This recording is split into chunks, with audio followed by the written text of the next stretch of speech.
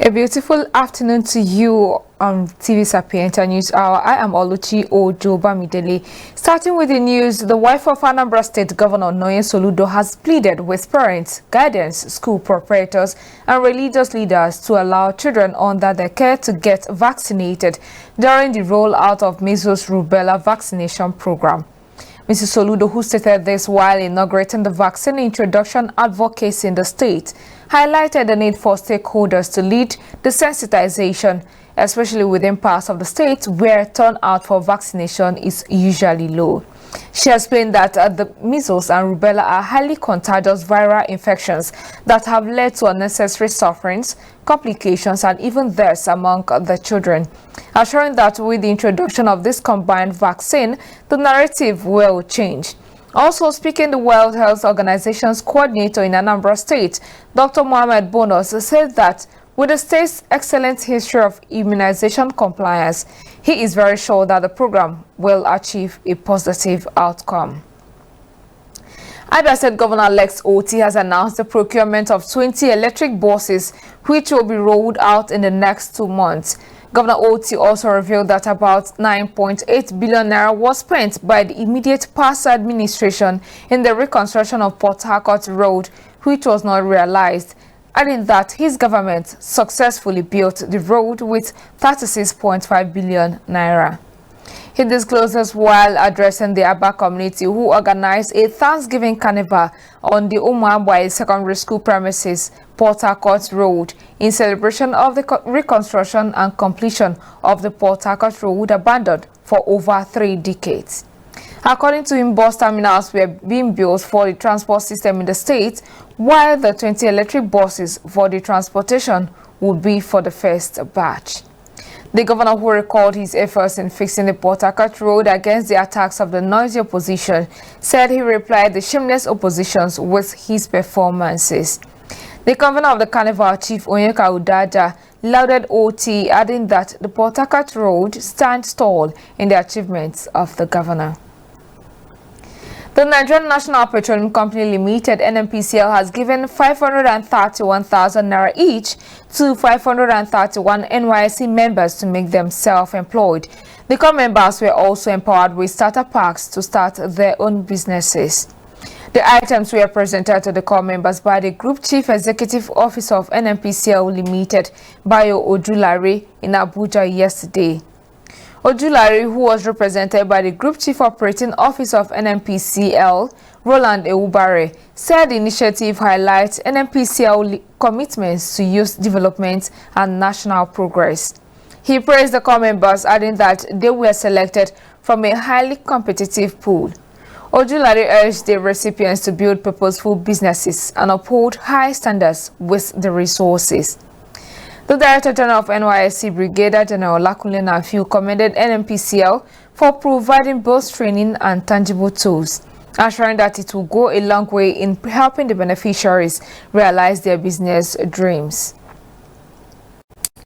On security, National Security Advisor Nuhu Ribadu says the sit-at-home order enforced in the southeast is fast losing its hold, with security conditions in the region showing marked improvements. Speaking at All Progressives Congress APC National Summit in Abuja yesterday, where the federal government presented its 2-year scorecard, Ribadu gave an account of progress made under President Bola Tinubu across key security flashpoints in the country. He revealed that more than 50 police stations and posts have been rebuilt as normal social and economic activities gradually returns across the southeast. Also in the northwest, Ribadu said over 11,000 hostages have been rescued since President Tinubu assumed office, a development that reflects a decline in mass abductions. He further maintained that the federal government have delivered decisive blows to top warlords, naming notorious figures such as Ali Kachala, Bodere Halilu Subu, Dangote Isuhu Yellow, and Damuma among those eliminated. The federal government has filed a suit against the senator representing Kogi Central, Natasha Boti Udwangan, over alleged defamatory remarks made on live televisions. The suit filed before the Federal Capital Territory High Court on May 16, 2025 has Boti Udwangan as the sole defendant. The government accused the senator of making an offensive remark, knowing or having reason to believe that such will harm the reputation of a person. The list of witnesses shows that the Senate President Godswill Akpabio and former Governor of Kogi State Yahaya Bello will testify during the trial. One of the charges is linked to the allegations where Udangan accused Senate President Godswill Akpabio and former Kogi State Governor Yahaya Bello of plotting to assassinate her. Meanwhile, no date has been fixed for her arraignment. The All Progressives Congress (APC) has endorsed the President Bola Ahmed Tinubu as the party's sole candidate for the 2027 presidential election.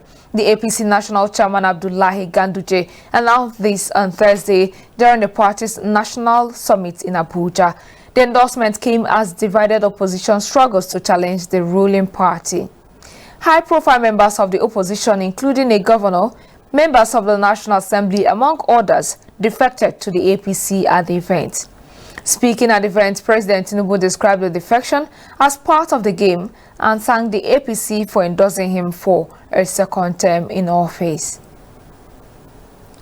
Suspected bandits have killed 4 people, including 2 soldiers, in an attack in Idaha Ikobi, a community in the Apa local government area of Benue State. A resident of the area who identified himself simply as Hadakole told newsmen that the assailants, believed to be armed herders, invaded the community on Wednesday afternoon and laid an ambush.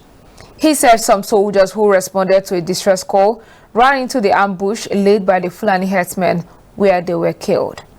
He alleged that the attackers also carted away military weapons, including 2 AK-47 rifles and 1 submachine gun. Confirming the incident, the chairman of Abba local government area, Adam Ogola, told journalists over the telephone that 2 soldiers had been killed, including 2 civilians. He assured that the situation in the area was relatively calm and security had been reinforced with the deployment of more soldiers and police officers. The Center for Advancement and Protection of the Rights of Vulnerable People has called for urgent action to protect child domestic workers across Nigeria from widespread maltreatment and exploitation. The appeal came during a school sensitization outreach held at Muslim Junior College, Egbe, Lagos State, as part of the center's ongoing campaign titled Protect Child Domestic Workers from Maltreatment. The grant and program manager of the center, Ngozi Arinze, highlighted the plight of thousands of children, some as young as 10 years, working under hazardous conditions, often denied their fundamental rights despite legal safeguards. Arinze noted that while some child domestic workers receive decent treatments from their guidance or employers, many are subjected to abuse, denied education and health care, and forced to endure harsh living conditions.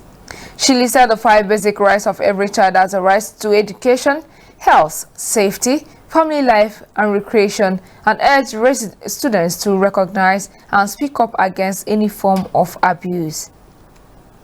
In Anambra State, the Nigerian Bar Association Anambra State chapter has protested the murder of their colleague Barrister Ifeanyi Rolex Ilu-Akasia, who was murdered on the 19th of May 2025 along Ekulo-Obiananka Road.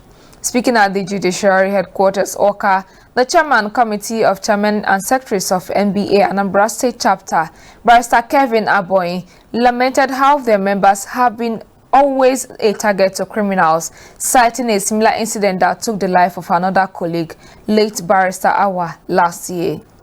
Barrister Aboyi lamented that till this moment the killers have not been arrested.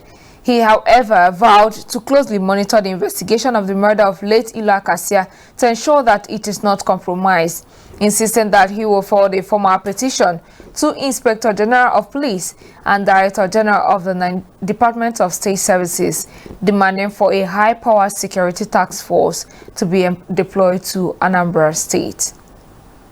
And from here, we move to the foreign scene, where the Economic Community of West African States, ECOWAS Parliament, has adopted a revised set of rules of procedure to help promote decorum and mutual respect among its members. The new rule debars members from making derogatory or disrespectful remarks about fellow parliamentarians and heads of states within West African region. The regional lawmakers adopted the revised rules of procedure during the first ordinary session of the parliament held on Thursday in Abuja. Bile Tunkara, the fourth deputy speaker and chairman of the report ad hoc committee who presented the document, explained that the amendments aimed at reinforcing transparency, accountability and effective governance at the parliament. The revised rules also stated that members who miss one-third of an ordinary session without justification will be sanctioned and their sitting allowances to be suspended, among other rules. Still on the foreign scene, Donald Trump's administration on Thursday revoked Harvard's rights to enroll foreign students, more than a quarter of its annual enrollment. Homeland Security Secretary Kristi Noem, in a letter to the Ivy League institution, referring to the main system by which foreign students are permitted to study in the United States, said Harvard University student and exchange visitor program certification is revoked with immediate effect.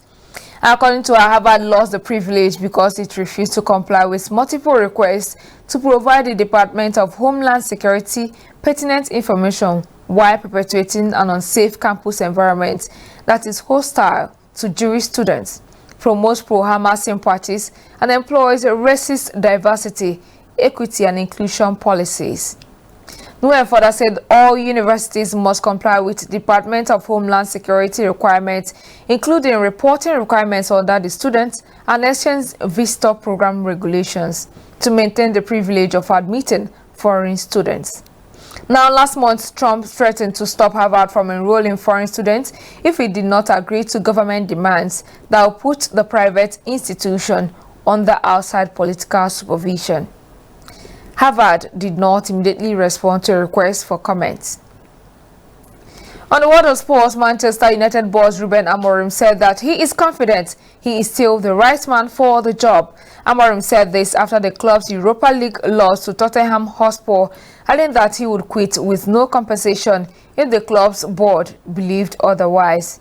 He expressed disappointment, saying it is tough for a club like Manchester United not to be in the Champions League, but now they have to deal with that with a different plan, even with the market.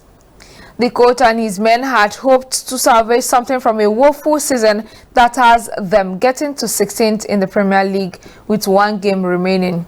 Instead, Brendan Johnson bundled in a first half goal in a 1-0 win that clinched Spurs to a spot in the Champions League next season, leaving Manchester United out of European football entirely. And to end the news, here are the major news headlines for today. The wife of Anambra State Governor Noye Soludo has pleaded with parents, guardians, school proprietors and religious leaders to allow children under their care to get vaccinated during the rollout of measles rubella vaccination program. And Donald Trump's administration on Thursday revoked Harvard's rights to enroll foreign students, more than a quarter of its annual enrollment. And Manchester United boss Ruben Amorim said that he is confident he is still the right man for the job. And that was the Sapientia News at 1. On behalf of the technical and editorial crew, I am Oluchi Ojoba Midele, saying thank you for being here with us on TV Sapientia. Do have a beautiful Friday.